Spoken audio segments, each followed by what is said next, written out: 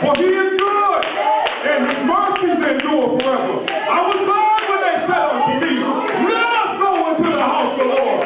We serve a great God on today. We serve a mighty God on today. Give him the glory on today. Give him the praise on today. Hallelujah. Glory. Hallelujah. Oh my God. Hallelujah. Hallelujah. Hallelujah. The word of God tells us 2 or 3 are gathered. He is in the midst right now. He is in the midst right now. Where 2 or 3 are gathered. We thank God for his presence on today. We thank God for the anointing on today. We thank God for power on today. Hallelujah. Glory to God. We give God. We give him the honor and the praise on today. We just want to tell him thank you for your goodness. Thank you for your love. Thank you for your mercy. Thank you for your blood. Thank you. Hallelujah. We praise you on today. If it had not been for the Lord who was on our side, where would we be on today? If it had not been for the Lord who was on our side, we would have gave up a long time ago. But thanks be to God who give us the victory on today. Hallelujah. We serve a great God on today. We serve a great God. He's worthy of your praise. It does not matter where you're at. If you're in your living room right now, if you're in your kitchen right now, if you're in your bedroom right now, you make that place your worship room. Worship God in the fullness of holiness. Worship God. Give him the praise. Turn your kitchen into a worship room. Turn your bathroom into a worship room. Turn your bedroom into a worship room. Turn your front room into a worship room. Turn your living room into a worship room. Turn your dining room into a worship room. Open up your mouth and give God the praise. Oh, glory. Hallelujah. We serve a great God. We serve a great God. God is here right now. God is here right now. God is here right now. The enemy thought he was going to cause a little confusion, but he didn't know that God was going to usher in his presence. Right after that confusion, God came in here in a mighty way. Oh, give thanks unto the Lord, for he is good.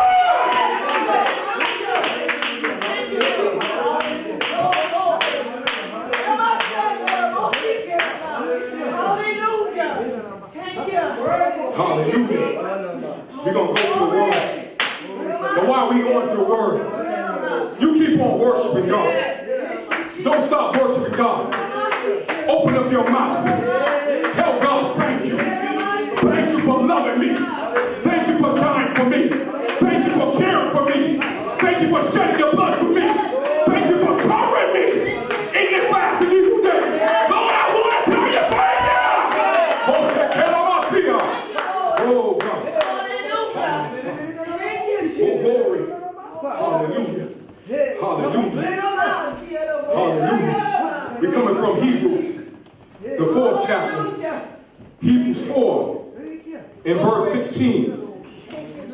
Hebrews 4, verse 16.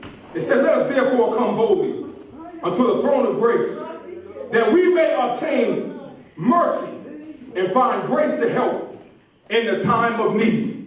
We thank God for what he's doing on today. We thank God because this scripture that was laid in my heart, and the title, if I had to put a title on it, it said, come boldly.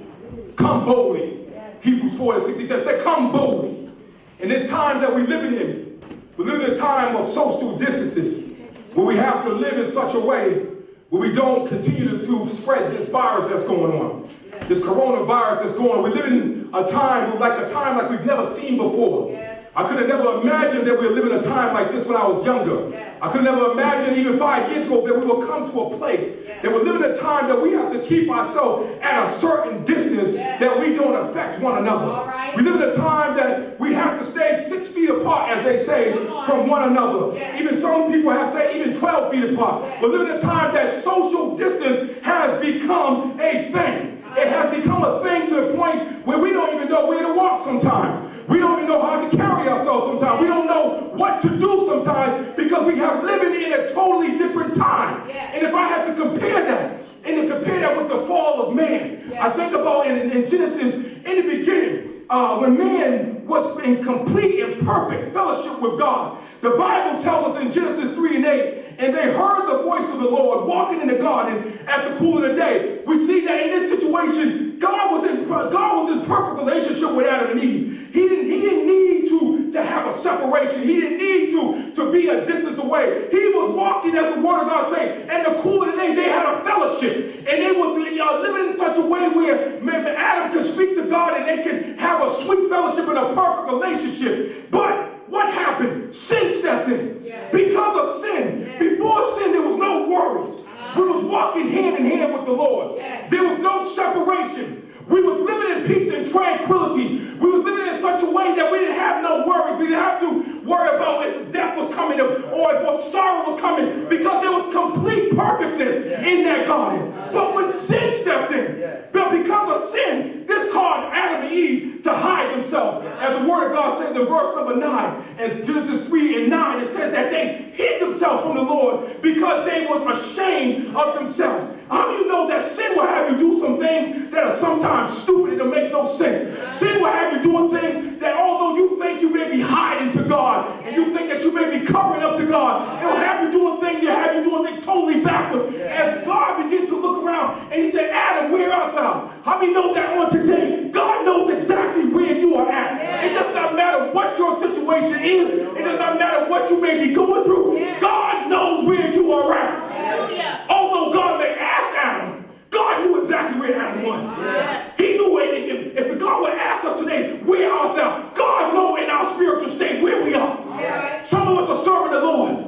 Some of us are serving the Lord in fullness and completeness. Some of us are doing the best we can. Some of us, since this coronavirus has come on, we have lagged off a little bit, if we're being honest with ourselves. We don't worship like we used to. We don't pray like we used to. We don't read the Word of God like we used to.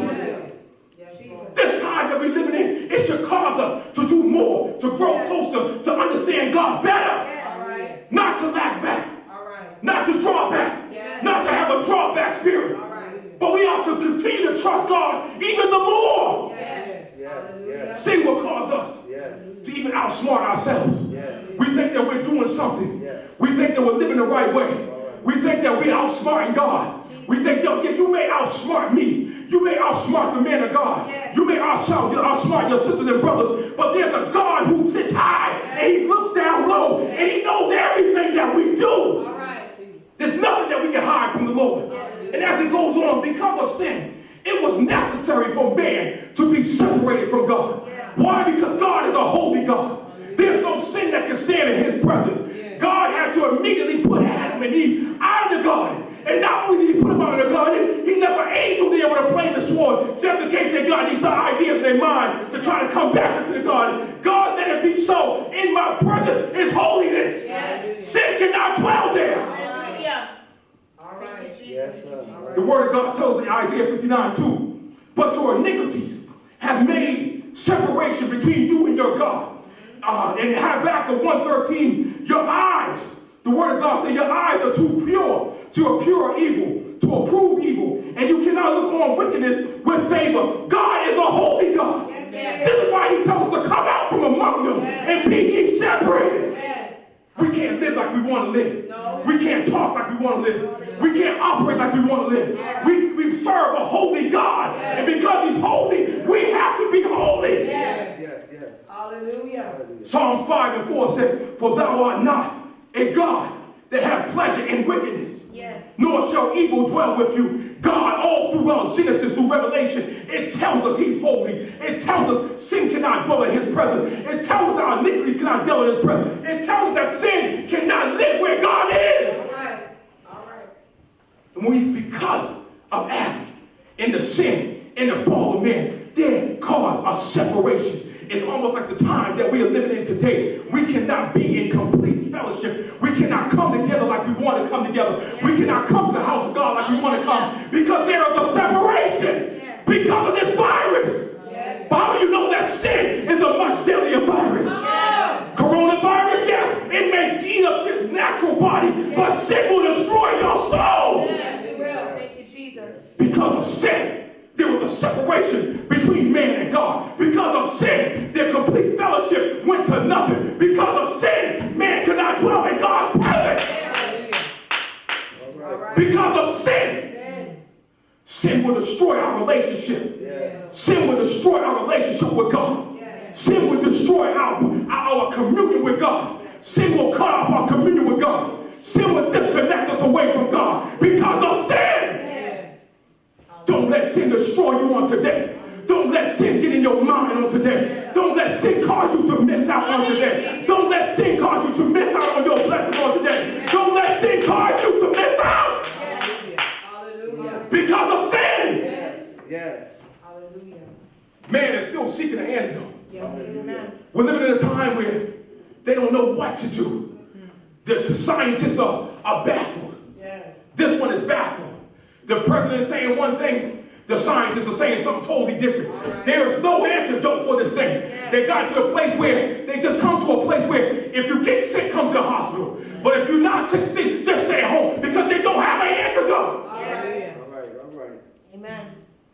But because of Jesus, but God, who was rich in mercy, while we was yet sinners, Christ died for us. But God, because of Jesus Christ on today, we have an antidote for sin. We don't have to continue in sin that grace may abound. God forbid, we can live aside from sin because of Jesus. Hallelujah. Thank you, Jesus. Romans 5:8 said, but God commanded his love toward us. While we was yet sinners, Christ died for us. Because of Jesus being our antidote on today, we can have fellowship. Because of Jesus on today being our antidote on today, we don't have to live in separation anymore. Because of Jesus on today, we can come boldly to the throne of grace. We can obtain mercy and find grace to help in a time of need. Because of Jesus, we can overcome on today. Because of Jesus, we can walk with the Lord on today. Because of Jesus, we don't have to stay in sin anymore. Because of Jesus. Jesus being that perfect sacrifice. Jesus being that perfect substitution for us. We don't have to live in sin anymore. God doesn't see us because we are hidden in his son Jesus. We are wrapped in Jesus. We are sitting in heavenly places in Christ Jesus because of his son on today. We don't have to be in separation, but we can come boldly to the throne of grace. Whatever your situation may be, whatever your problem may be, you can come boldly. Somebody might say, well, minister, we can't come to the house of God. But you can make an altar right at your home. You can make an altar right in your living room. You can make an altar right in your kitchen. You can make an altar right in your bedroom. But you can come boldly. You can meet the Lord right way. And then one thing I love about the Lord, although our doctors in this world that we live in, they're not making house calls. But how many know that Dr. Jesus, he's still making house calls? Oh my God, the word of God says, this poor man cried, and the Lord heard him and delivered him from all his fear. You don't have to stay in the condition that you are. You can cry out to Jesus on the day, and Jesus, have mercy on me. Jesus, deliver me. Jesus, save me. Jesus, deliver me. Jesus, wash me. You don't have to stay in the same. You don't have to go home the same. Although you're already home, you don't have to stay in the situation that you are. You don't have to live in that situation because of Jesus. Come on. Thank you, Jesus. Thank you. The word of God said the veil of the temple was torn from top to bottom. What is that saying? That we don't need a priest to go on our behalf anymore, but we have the great high priest. We have Jesus Christ, who is forever standing in the presence of God. He's forever petitioning on our behalf. We can cry out, Jesus. Don't have to stay. We can approach God through his son, Jesus Christ. Separation is in our time. But because of Jesus Christ, we don't have to live in separation because of sin. Because of Jesus died on the cross, because of his shed blood, we can overcome. We can live new. We can be new creatures in Christ.